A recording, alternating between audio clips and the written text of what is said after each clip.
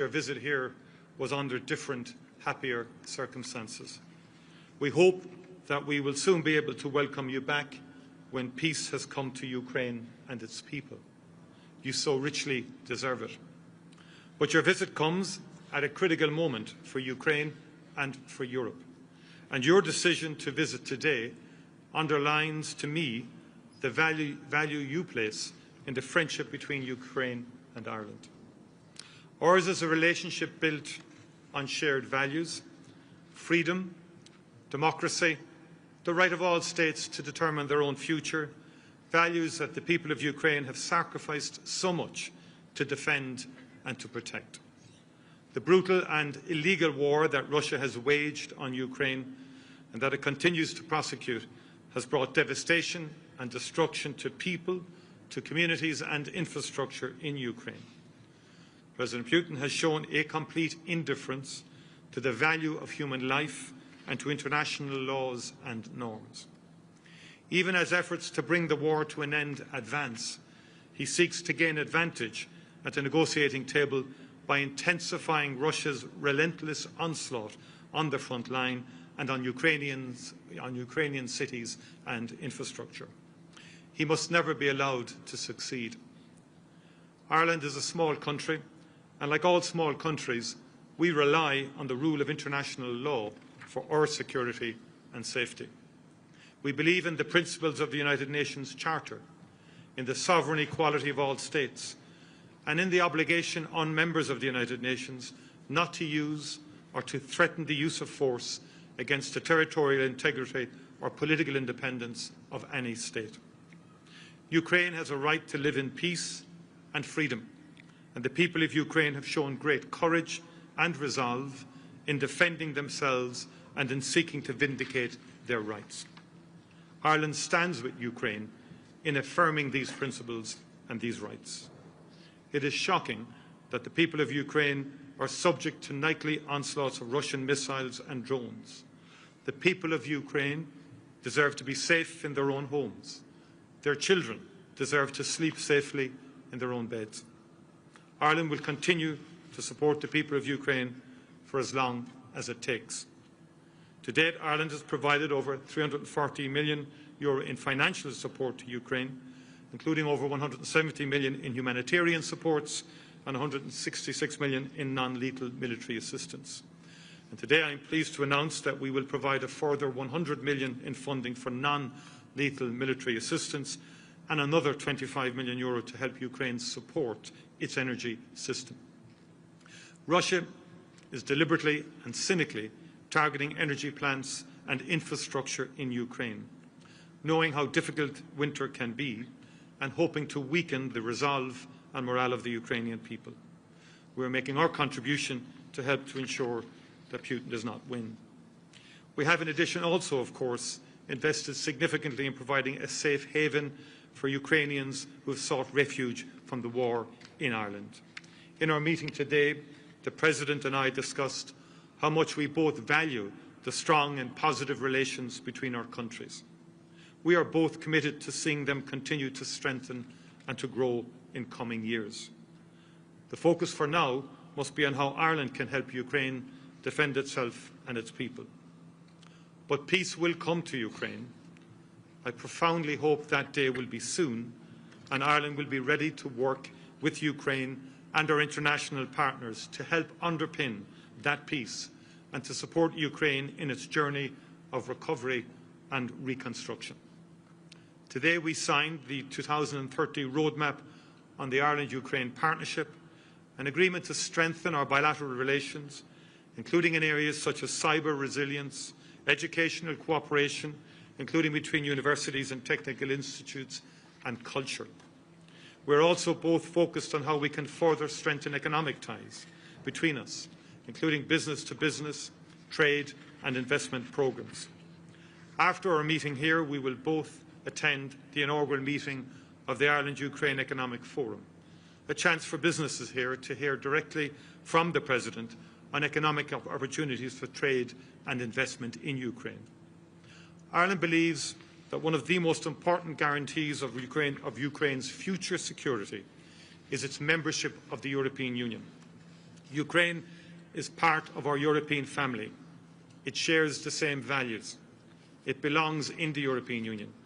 We will continue to work, including when we hold the EU presidency next year, to advance negotiations on its membership as much as we can. The people of Ukraine are working extremely hard to achieve their EU ambitions, and they deserve our backing.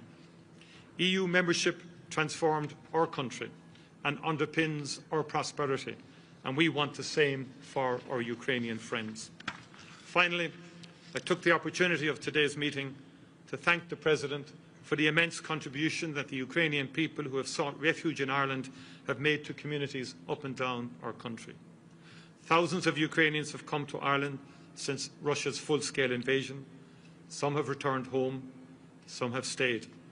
They have been welcomed into the homes and hearts of Irish people, and they have become a part of the rich tapestry that is today's Ireland. When we attend the Ireland-Ukraine Economic Forum, among the businesses we will meet will be Ukrainian-led and owned enterprises that have been set up here by people fleeing the war. Ukrainians at home and abroad have shown themselves to be immensely resilient, innovative and creative, qualities that I like to think we recognise and share. President Zelenskiy, as a country with a long history of migration of our own, as a people that at times in our history have known conflict and have sought refuge and opportunity abroad, as a people who have seen peace come and our country transformed, know that for as long as Ukraine needs our help and support, Ireland will be there for you. Your struggle is our struggle. Your success will be our success. We are with you for as long as it takes. Mr. President, Volodymyr, you and the First Lady are most welcome to Ireland. We will continue to do all we can to support a just and lasting peace for Ukraine. I've always been clear that nothing can be decided about Ukraine without the involvement of Ukraine, and we will be with you when peace prevails to support the recovery and reconstruction of your country. Thank you, and Slava Ukraini. Героям слава.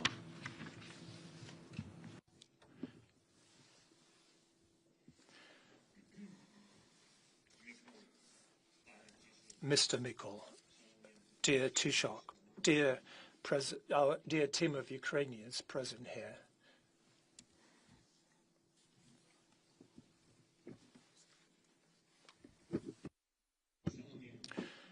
dear journalists, dear Ireland, today marks the first official visit, and Micheál mentioned that, and it's a given fact. It's an official visit, first official visit by a Ukrainian president to Ireland since the establishment of diplomatic relations between our countries, and it comes at one of the most challenging and yet optimistic moments at the same time. Now more than ever, there is a chance to end this war. It was here in Ireland this morning that our delegation gathered after meetings in America with the US President's team. And there are now 20 points that were developed in Geneva, and they were worked upon additionally and finalized in Florida. Some things still need to be worked out from what I saw. America is taking serious steps to end this war, one way or another, and our task, and I'm sure that this is our common task for everyone in Europe, is to really end this war, the war, not just to get a pause in the fighting. We need a decent, dignified peace, and for that to happen, everyone must be on this side of peace. Everyone in Europe and all nations that value peace. Ireland is a neutral country, but it is certainly not an indifferent country. We're grateful to it. You're helping us, and we appreciate it. We appreciate it very much, both. And Ireland's influence really matters because it is the influence of a large global community. May your influence always work in a way that is fair. Today, I informed both Micheál and his team about the negotiations and the current prospects, and thank you for your support. Today, we also discussed in detail the entire bilateral agenda in detail. This concerns our resilience. There is assistance from Ireland, energy support, as well as a humanitarian support package We are very grateful for all that. We have approved a roadmap for partnership between our countries, Ukraine and Ireland, for at least the next 5 years. We hope that during this period, Ukraine will become a member of the European Union, and we're grateful to you for your support on this path. We appreciate that Ireland always takes an honest and a principled approach to issues of pressure on Russia, and above all, the issues of sanctions policy. Sanctions must remain in place as long as the Russian occupation and the Russian abuse of our people continue. The abuse of Ukrainians. Today we also discussed the position on frozen Russian assets. It is high time to transfer them to Ukraine so that we can reliably ensure both our defence and our recovery. And this will benefit not only us, but also our partners. We will give more orders to countries that help us. We hope that Ireland, not only on its own, but together with all those who listen to Ireland in the world, will support the need to hold Russia accountable for its aggression, accountable for all they've done and committed, the accountability for its aggression.